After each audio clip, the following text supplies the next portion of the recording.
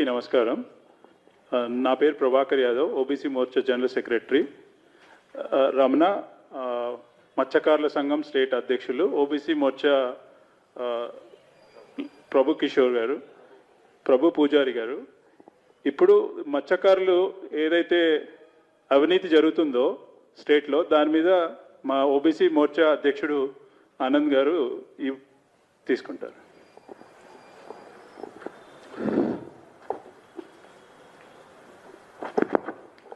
Media మిత్రులకు నమస్కారం. ఈరోజు ఈ సమావేశం ముఖ్య ఉద్దేశము, ప్రతి సంవత్సరము ఈ వర్షాలు స్టార్ట్ కాగానే మత్స్యకారుల గురించి మన ప్రధానమంత్రి మత్స్య సంపద యోజన కింద కేంద్ర ప్రభుత్వ సహాయంతో రాష్ట్రంలో ఈ పథకం నడిపిస్తుంది. అయితే ఇది గత 2 సంవత్సరాలు 3 సంవత్సరాల నుంచి కూడా మేము గత సంవత్సరం కూడా ఒకసారి ప్రభుత్వం దృష్టికి తీసుకెళ్ళినాం. ముఖ్యంగా ప్రతి సంవత్సరము 100 నుంచి 110 కోట్ల దాకా ఈ మత్స్యకారుల సంక్షేమం గురించి, చెరువులలో చేపలను సాగడానికి ప్రభుత్వాలు ఖర్చు పెడుతున్నా దాంట్లో దాదాపు 50% అవినీతి జరుగుతుందని ఎప్పటి నుంచో ఆరోపణలు ఉన్నాయి. చెరువులు తవ్వడం కానీ, కుంటలు తవ్వడం కానీ దాంట్లో కూడా అక్రమాలు జరుగుతున్నాయి. ఇక చేప పిల్లలను తీసుకొచ్చి ఏదైతే కాంట్రాక్ట్ ఇచ్చి ఆ చెరువులో వదులుతారో, కాంట్రాక్ట్ తీసుకునే పద్ధతి ఒకటి, వదలడం ఒకటి. అంటే వాళ్ళు 1 లక్ష పిల్లలను సప్లై చేసి అందులో వేస్తున్నామంటే అది లెక్క పెట్టలేరు కదా ఎవరు. ఏదో తీసుకుపోయి మంత్రితోనో ఎమ్మెల్యేతోనో తీసుకుపోయి ఆ చెరువులో వదిలేస్తారు. ఆ వదిలేసిన దాంట్లో కూడా దాదాపు 50% అవినీతి. సెంట్రల్ గవర్నమెంట్ ఏదైతే మంచి ఉద్దేశంతో ఈ స్కీముని ప్రవేశపెట్టి సాయం చేస్తుందో, దాన్ని రాష్ట్రానికి వచ్చే వరకు దాన్ని రాష్ట్ర పాలకులు సరి అయిన రీతిలో ముందుకు తీసుకుపోకపోవడం వల్ల అవినీతి జరుగుతుంది. ఇంతకుముందు ఏదన్నా రాష్ట్ర ప్రభుత్వానికి మీడియాలో కానీ, ప్రింట్ మీడియాలో కానీ ఏదన్నా ఒక వార్త వస్తే దాని మీద చర్య తీసుకుంటేందుకు వాళ్ళు ప్రయత్నించేవారు. ఇప్పుడు ఏ వార్త రాని, ఏ అక్రమాలు రాని, ఏ అవినీతి రాని దాని గురించి పట్టించుకునే పాపన లేదు. ఇవాళ దాదాపు 2-3 ప్రింట్ మీడియాలలో చెరువులు లేవు, చేపలు లేవు, నిబంధనలకు నీళ్ళు వదిలి 18 కోట్లు అక్రమాలు చేసిండ్రు. ఏదొచ్చినా కానీ దాని గురించి పట్టించుకునే నాదులే లేడు. ఏ అవుతుంటే ఇవన్నీ కామన్, మేము చేస్తూనే ఉంటాం, ఇవన్నీ అంటనే ఉంటారని విధిపోయింది. నిజంగా కూడా మనకు ఇక్కడ నిజంగా మన తెలంగాణ రాష్ట్రంలో ఇప్పటికే చేపల విషయంలో చాలా ఉత్పత్తి తగ్గింది, చాలా వరకు తగ్గింది. మనం బయటికి వెళ్ళి తెప్పించుకుంటున్నాం. ఉన్న దాంట్లో కూడా సక్రమంగా దాన్ని అసలు ఈ పంపిణీ పథకం ఈ సంవత్సరం అయితే నేను ఎప్పుడు చూడలే. ఇంతకుముందన్నా వేరే గవర్నమెంట్ ఉన్నప్పుడు వాళ్ళు 1 లక్ష పిల్లలని 20 పిల్లలని చేప పిల్లలు తీసుకుపోయేస్తాడు ఫోటోలు బాగా దిగి పెట్టేవాళ్ళు. ఇప్పుడు ఈ సంవత్సరం అయితే అది కూడా కనిపించలే, నాకు ఎక్కడ కనిపించలే, పెద్దగా చేసినట్టయితే కనిపించలే ఎక్కడ. అయితే నిన్న స్వచ్ఛందంగా ఏదో పొలిటికల్ పార్టీలో ఆరోపణ చేయడము, లేకపోతే ఈ సంఘాలు చేయడమో కాకుండా ప్రింట్ మీడియా, కొన్ని ఎలక్ట్రానిక్ మీడియాలు కూడా ఈ అవినీతిని బయటికి తీసుకొచ్చింది. ఏమని? దీంట్లో అక్రమాలు జరుగుతున్నాయి, ఈ అక్రమాల మీద ఎవ్వరు కూడా పట్టించుకుంటలేరు. ఒకవేళ ఏదైనా చేస్తే కూడా ఆ చేపల కాంట్రాక్ట్ కూడా బినామీ పేర్ల మీద దళారులకు ఇస్తున్నారు. అంతా వాళ్ళే. చెరువులు తవ్వేయడం కానీ వాళ్ళే, కుంటలు తవ్వేయడం వాళ్ళే, ఈ చేప పిల్లని పంపిణీ చేయడం కూడా దళారుల పేరు మీద వీలు తీసుకొని చేయడమే. పెద్ద ఎత్తున అవినీతి జరుగుతున్నది. కానీ ప్రభుత్వంలో ఉన్న మంత్రులు కానీ, రాష్ట్ర ముఖ్యమంత్రి గారు కానీ ఎవ్వరు కూడా దీని గురించి పట్టించుకోలేదు. అధికారులు ఒక 30% తింటే దళారులు ఒక 20-30% తింటున్నారు. ఇలా మత్స్యకార సంస్థలు ఎందుకు కొందరు అడిగితే వాళ్ళకి ఎవరికో కొంతమందికి కొన్ని కాంట్రాక్ట్లు ఇవ్వడంతో వాళ్ళు ఊరుకుంటున్నారు. దీనివల్ల ఈ అవినీతి గత 3-4 సంవత్సరాల నుంచి కూడా అక్కడ బీఆర్ఎస్ ప్రభుత్వంలో జరిగింది. దానికంటే ఎక్కువ ఇప్పుడు కాంగ్రెస్ ప్రభుత్వంలో ఇంకా అవినీతి జరుగుతుంది. కానీ దాన్ని పట్టించుకునే నాదులు లేదు. అసలు కమిషనర్ ఆఫీసులో ఈ విషయం గురించి ఇవాళ ఇంత పెద్దగా ఈ విషయం వచ్చింది. కమిషనర్ ఆఫీస్కు ఫోన్ చేస్తే స్పందన లేదు. దీన్ని ఏంది ఇది ఇట్లాంటివి వచ్చినాయని కమిషన్ ఆఫీస్ ఫోన్ చేస్తే కమిషన్ ఆఫీసులో ఎవరు లేరు, స్పందననే లేదు. ముఖ్యంగా మేము ఒకటే అంటున్నాం, ఈ బీసీలకు ఏదన్నా ప్రభుత్వ పరంగా ఏదైనా పథకాలు తీసుకొచ్చినప్పుడు ఈ రేవంత్ రెడ్డి గారు ఎందుకో బీసీల మీద బాగా పగబట్టి బాగా పగతోనుండి అనుకుంటున్నాను నేను. ఏ స్కీమ్ అన్నా రాని దాన్ని అమలు చేయడంలో చిత్తశుద్ధి లేదు. ఒకవేళ అమలు చేస్తే అందులో విపరీతమైన అవినీతి జరుగుతున్నది. ఏ పథకం తీసుకున్నా అవినీతి జరుగుతున్నది, లేకపోతే ఆ పథకం ప్రజల వద్దకు చేరుకుంటలేదు. కారణం ఏందో అర్థమైతే లేదు. ఏ కులానికి తీసుకున్నా పర్లే. మొన్ననే అన్నాడు, ఈ మధ్యకార ఈ వ్యాపారం మీద బ్రతికే వాళ్ళు చాలామంది ఉన్నారు. ఒక 2-3 కులాలు ఇవి దీని మీదనే మత్స్యకార సంపద మీద బ్రతుకుతారు. మేము మీకు అది చేస్తాం ఇది చేస్తాం స్పీచ్లలో చెప్తున్నాడు. కనీసం వాళ్ళకి ఇచ్చిన 100 కోట్లల్లా దాదాపు నేను అనుకుంటా ఈ మత్స్యకార సంస్థలు దాదాపు ఈ రాష్ట్రంలో ఎన్ని సంఘాలు ఉన్నాయి? మొత్తంలో 6,000 సంఘాలు ఉన్నాయి. కనీసం మళ్ళీ 6,000 సంఘాలలో కొంతమందిని పిలిచి, జిల్లాకు కొంతమందిని ప్రతినిధి పిలిచి, మేము చేస్తున్న ఈ పథకం ద్వారా మీరు ఏ విధంగా మీకు లాభం జరుగుతుంది అని ఒక కమిషనర్ లెవెల్లో ఒక మీటింగ్ పెట్టి కనీసం జిల్లాకు కొంతమందిని, ఇప్పుడు 6,000 ఉన్నాయి అంటున్నారు మా రమణ గారు, 6,000ల జిల్లాకు ఒక 10 మందిని పిలిచి వాళ్ళతో కూర్చొని మీకు ఏ విధంగా అయితే మీరు ఉత్పత్తి పెంచుకోగలుగుతారో, మీకు లాభసాటిగా ఉంటుంది, ఎక్కడికి వెళ్ళి తెప్పిస్తే బాగుంటుంది, వాళ్ళ మార్కెట్లో ఏవి నడుస్తున్నవి, ఏ చేపలు తెప్పిస్తే మీకు లాభదాయకంగా ఉంటుంది, మేము డబ్బులు ఖర్చు పెడుతున్నాం, కానీ మీకు ఏదైతే బాగుంటుందో పేపర్ మీద కూర్చుంటోళ్ళకు ప్లాన్ వేసే ఇంజనీర్కు ఇల్లు ఎట్లా కట్టడం తెలియదు, మేస్త్రికి తెలుస్తుంది అక్కడ పరిస్థితిని బట్టి ఏం చేయాలనేది. కాబట్టి వాళ్ళని అడిగితే వాళ్ళ సలహా తీసుకొని చేస్తే ఎంత బాగుంటుండే. మీరు పెట్టే ఖర్చుకు కొన్ని పేద కుటుంబాలు ఈ మత్స్యకార వ్యవస్థపై ఆధారపడి బ్రతికేవారు ఎంతమందికి ఉపయోగపడుతుండే. ప్రభుత్వాలు డబ్బులు ఇస్తున్నాయి. అందుకేనేమో అప్పుడు రాజీవ్ గాంధీ చెప్పిండు, నేను 100 రూపాయలు పంపిస్తే వీడికి వచ్చే వరకు 10 రూపాయలు కూడా చేరుకుంటారు. అదే సూత్రం ఉంది. వాళ్ళకి అది ఏమనుకుంటారంటే మేము రాసుకున్న రాజ్యాంగం అనుకుంటారు. మేము 100 రూపాయలకు 10 రూపాయలే ఖర్చు పెడతాం, 90 రూపాయలు తింటాం, గొర్రెల మీద ఆయన పోయిండు, ఇక చేపల మీద ఏ స్కీమ్ వస్తే ఆ స్కీమ్ మీద మేము తినాలనుకుంటుండు. ముఖ్యంగా నేను ఒకటే చెప్తున్నా, పేపర్ మీద చూపించి చెరువులు తవ్వకుండా తవ్వినట్టు చెరువుల్లో చూపిస్తున్నారు. చేపలు ఏదో కొన్ని వదిలి అవి ఇచ్చినట్టు పేర్కొంటున్నారు. కాంట్రాక్ట్ వ్యవస్థ పూర్తిగా భ్రష్టుపెట్టిపోయింది. అసలు ఎవరికి ఇస్తున్నారో తెలియదు, బినామీలకు ఇచ్చి ఆ అధికారులే మింగేస్తున్నారు. ఇక రొయ్యలు చేప పిల్లలు చెప్తున్నగా ఈ పంపిణీలు అయితే అతిపెద్ద, ఎందుకంటే వేరేటికి అయితే పైసలు అయితే లెక్క పెట్టుకుంటాం, ఇది లెక్క పెట్టలేం కదా, చిన్నగా ఉంటాయి, తీసుకుపోయి వాళ్ళు వదిలేస్తాం. వాళ్ళు పోయి పెరిగిన తర్వాత వచ్చినప్పుడే తెలుస్తుంది మత్స్యకారులకు, అరే ఎన్ని వచ్చినాయి, ఎన్ని కింటాలు వచ్చినాయి అని తెలుస్తాయి. ఇది పెద్ద మాయాబజార్. ఇది వాళ్ళకు మంచి కల్పవృక్షం అయిపోయింది.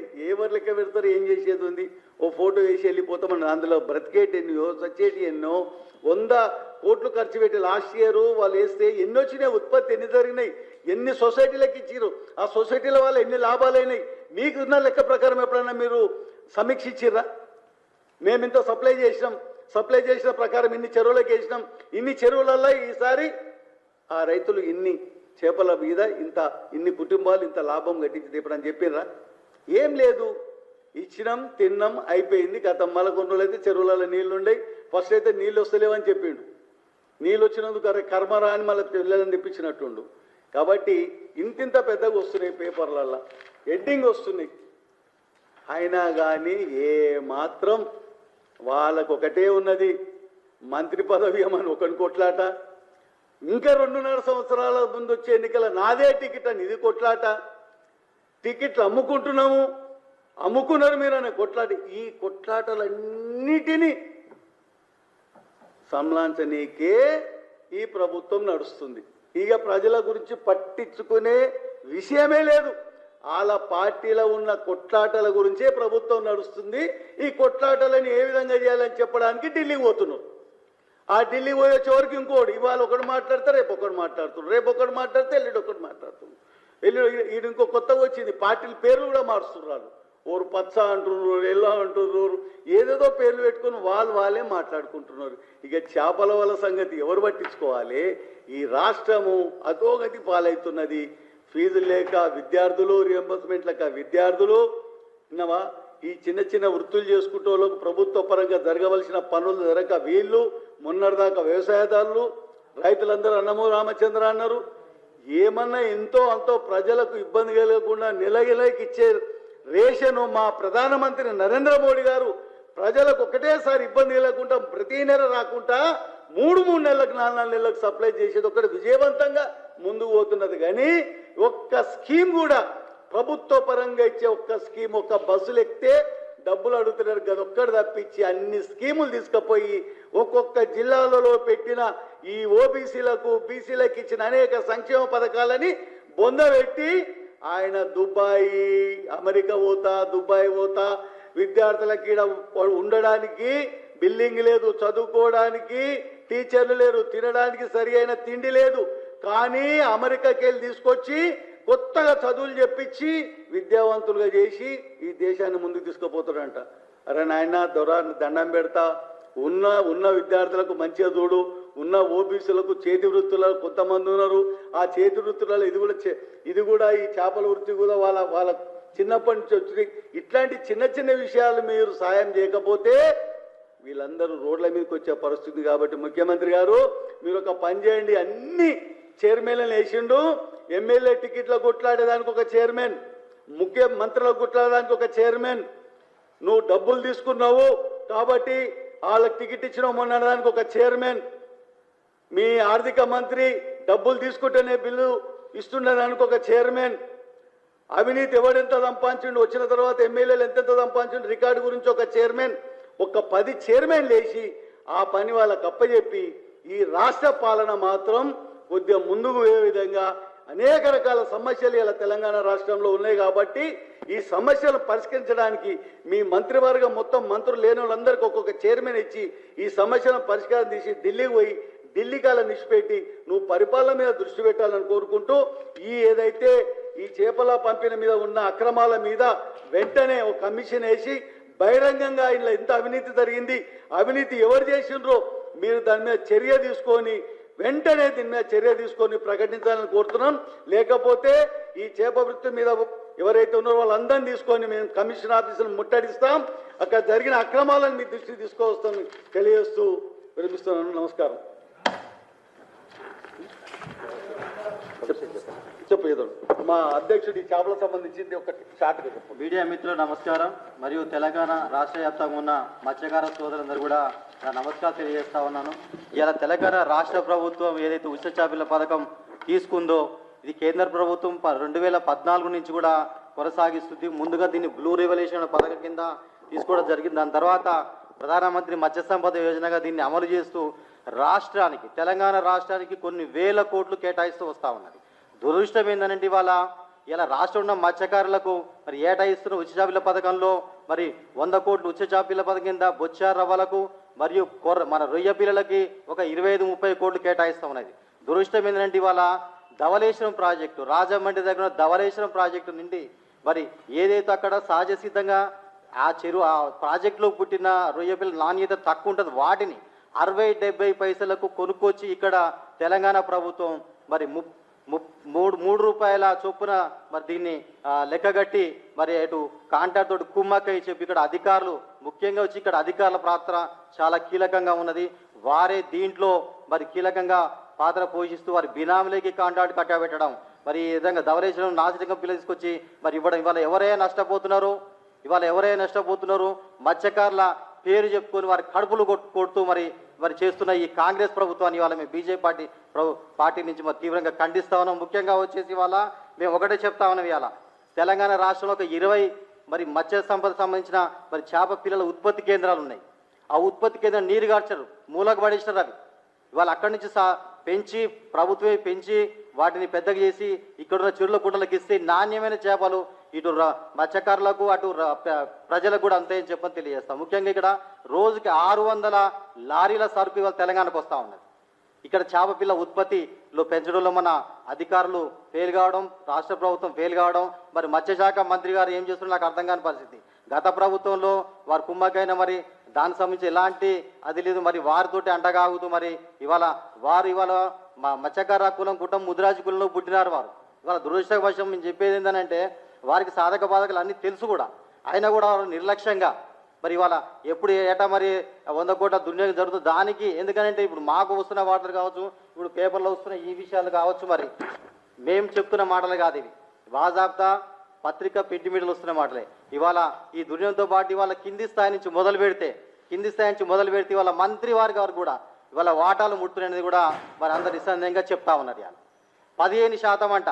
గత ప్రభుత్వంలో మంత్రి గారు 5% తీసుకుంటే ఈ రాష్ట్ర ప్రభుత్వంలో ఇక్కడ ఉన్న మంత్రి గారు ఇవాళ 15% వాటాలు తీసుకున్నట్టుగా మరి గగ్గోలై మరి ఇవాళ మత్స్య రైతులు చెప్తా ఉన్నారు, పత్రికలు కూడా రాస్తా ఉన్నాయి. ఇవాళ మెట్టు సాయి గారిని ఒక మాట్లాడుతున్న మాజీ కార్పొరేషన్ చైర్మన్ గారిని ఇవాళ మీరు మాట్లాడుతూ ఒక టీవీ తోటి మాట్లాడుతూ మరి మీరు మాట మాట్లాడారు, పెద్దలు గౌరవాలన్న ఒక ఇది కూడా లేకుండా మరి అరవింద్ అన్న గారి మీద అనవసర ప్రేలాపలు పేలినారు. మీరు మీ స్థాయికి తగదని కూడా తెలియజేస్తా ఉన్నాయి. మీ స్థాయికి తగదు. ఒక ఎంపీగా ఉన్నారు, బాధ్యతమైన ఒక విధిగా ఉన్నారు, వారు చేస్తున్న సేవలు కావచ్చు, ఇది కావచ్చు. వారు అన్న మాటలకి మీరు ఏదో వక్రీకరించి మీరు వారిని దూషణలు దిగితే మాత్రం మత్స్యకారు తరఫున మీకు తీవ్ర ప్రతిఘటన ఉంటుందని కూడా తెలియజేస్తూ, ముఖ్యంగా వచ్చేసి అలా ఈ వీడియో రికార్డ్ తోటి మేము ఏదైతే ఇప్పుడు మీరు ఛాలెంజ్ విసురుతామని ఇలా బీజేపీ పార్టీ ఆనందాన ఓబీసీ వచ్చే రాష్ట్ర సమక్షంలో ఇవాళ ఛాలెంజ్ విసురుతా ఉన్నాం. మరి మంత్రి గారు వస్తారా, కమిషనర్ గారు వస్తారా, మరి ఎవరు వస్తారో చెప్పండి. ఇవాళ వీడియో రికార్డులని మేము బయట పెడతాం. మేము పెద్ద పెద్ద ప్రాజెక్టులో రొయ్య పిల్లలు పోసిన వీడియోలు, ఎందుకంటే అధికారులు ఖచ్చితంగా రికార్డ్ చేస్తారు అక్కడ. ఆ రికార్డ్ చేస్తున్న క్రమంలో మనం ఆ వీడియోల్ని మరి పెద్దలు కావచ్చు, మరి శాస్త్రజ్ఞులు నిపుణులైన వారితోటి పరిగింపజేసి చూస్తే ఖచ్చితంగా అక్కడే బండారంతా బయటపడుతుంది. మీరు పోసింది ఎంత, అక్కడ అంకెలు చూపించింది ఎంత. ఇవాళ నేను అడుగుతున్న రాష్ట్ర ప్రభుత్వం అని అలా పోసిన లెక్కలకి ఉత్పత్తి అయిన చేపల శాతం ఎంత, ఎంతసేపు పేపర్ అన్నగారు చెప్పినట్టుగా పేపర్లో అంకెలు చూపిస్తూ ఇవాళ ఈ నాటకాలు ఆడుతూ ఉన్నారు. దీని మీద మేము ఖచ్చితంగా ఇవాళ రాష్ట్ర వ్యాప్తంగా కూడా మత్స్యకారులంతా కూడా తీవ్ర ఆగ్రహవేశాలు ఉన్నారు. ఇవాళ వారికి కాళ్ళు వాచి నీళ్ళలో 6 గంటలు శ్రమించి కష్టపడి చేపలు పడుతున్న క్రమంలో కుండ్లు పడి వారికి కాలు మొత్తం ఇదవుతున్న క్రమంలో 50 సంవత్సరాల నిన్న ప్రతి మత్స్యకారు కూడా మేము పెన్షన్ సౌకర్యం కల్పించాలని చెప్పి కోరుతా ఉన్నాం. దాని మీద దృష్టి పెట్టడం లేదు ప్రభుత్వం. ఇది ఇవాళ మేము చెప్తున్నాం, కేంద్ర ప్రభుత్వం నుంచి వస్తున్న నిధుల్ని మీరిచ్చే నిధులు దేవుడెరుగు, కనీసం కేంద్ర ప్రభుత్వం ఇస్తున్న నిధులను సద్వినియోగంగా మరి మలిచి దానికి చేయాలని చెప్పి ఇప్పుడు వస్తున్న మూలిగే నక్క తాటిపండు పడ్డట్టు కేంద్ర ప్రభుత్వం నిధిస్తున్న నిధులు సరిగ్గా మరి ఇక్కడ వ్యవస్థకు మత్స్యశాఖకు బదలాయించకుండా ఇతర పథకాలు మళ్లించుకోవడం అయితే ఇటు మళ్లించిన నిధులను అధికారులు దొడ్డిదారిన వారి బంధుప్రీతితోటి మరి లబ్ధిదారు లేకున్నా వాళ్ళ పేర్ల మీద డ్రా చేసుకోవడం ఎంతో న్యాయం చెప్తున్నాను. మరి ఈ విషయంలో మేము ప్రభుత్వానికి హెచ్చరిక కూడా చేస్తామని, ఈ విషయాలు మీరు దీనికి సంబంధించి ఏదైతే అధికారులు అవినీతి అధికారులు వాళ్ళ మీద చర్యలు తీసుకోవాలి. మరి ఈ ఉచిత చేపల పథకాన్ని రద్దు చేసి మేము డిమాండ్ చేస్తాం, రద్దు చేసి. ఎందుకంటే ఇవాళ డీబీటీ అనే ప్రత్యేక ఏటా 1 లక్షల మందికి రైతులకు నగదు బదిలీ చేస్తూ ఉన్నది రాష్ట్ర ప్రభుత్వం. ఒక 6000 సొసైటీలు ఉన్నాయి తెలంగాణలో. ఈ 6000 సొసైటీలకు మీరు నగదు బదిలీ చేస్తారా, లేదా మీరే నాణ్యవంతమైన చేపను ఉన్న 20 ఏదైతే మత్స్యశాఖ కేంద్రాలు ఉన్నాయో బీజ కేంద్రాలు వాటిని ఉత్పత్తి చేసి అందిస్తారా? ఇది లేని పక్షంలో రాష్ట్ర వ్యాప్తంగా ఉన్న మత్స్యకారులను కూడా బీజేపీ పార్టీ ఏకం చేస్తుంది. గ్రామాన కూడా మీ ఆఫీస్ కార్యాలయం ముట్టడించే పరిస్థితులను తెలియజేస్తా ఉన్నాను. జై బీజేపీ, జై తెలంగాణ.